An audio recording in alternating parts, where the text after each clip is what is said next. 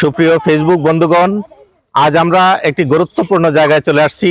সেই জায়গাটি হচ্ছে সাতছড়ি উদ্যানের 2 থেকে 250 ফিট উপরে সাতছড়ি উদ্যানের যে বাংলোটি রয়েছে সেই বাংলোয়। এই বাংলোর চারপাশে অসাধারণ কিছু দুষ্প্রাপ্য গাছ, যেগুলো প্রায় বিলুপ্তির পথে।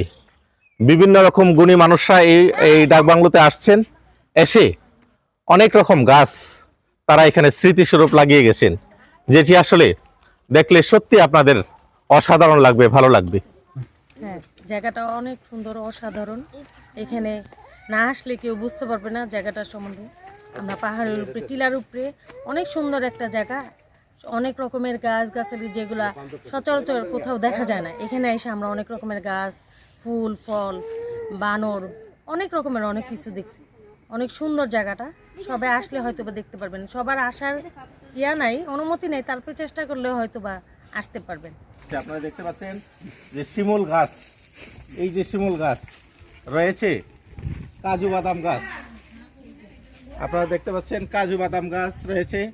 আমি অনেকগুলো গাছ আপনাদেরকে দেখাবো। এই যে দেখুন, এইটি রয়েছে কাঠবাদাম।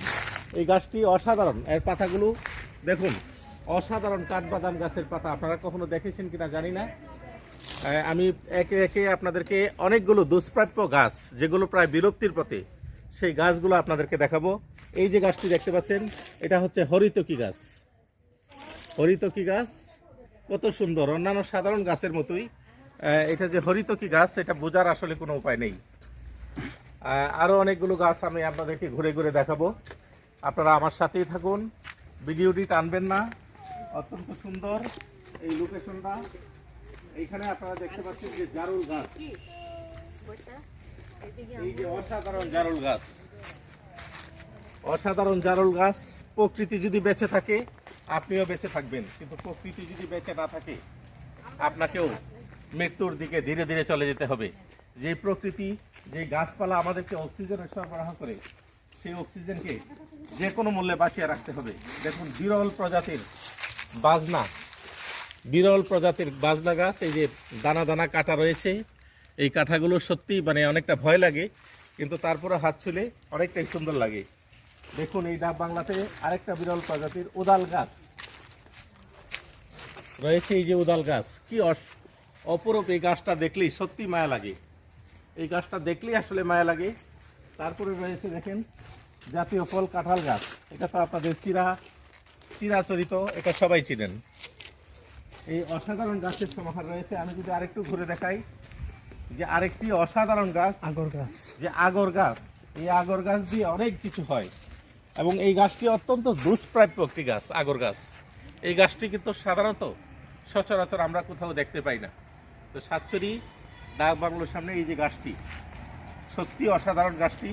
এই গাছটি দেখে আমি, আপনারা জানেন যে আমি বন্যপ্রাণী নিয়ে কাজ করি। হবিগঞ্জ প্রকৃতি ও বন্যপ্রাণীর সোসাইটির দায়িত্বে রয়েছি, আমরা কাজ করছি। জায়গাটা সুন্দর, মাধবপুর উপজেলার সাতছড়ি উদ্যানের ভিতরে একটা বাংলো। তো অনেক সুন্দর, এখানে অনেক গাছ আছে, যে গাছগুলো মানে সচরাচর সব জায়গায় মানে ফলন হয় না।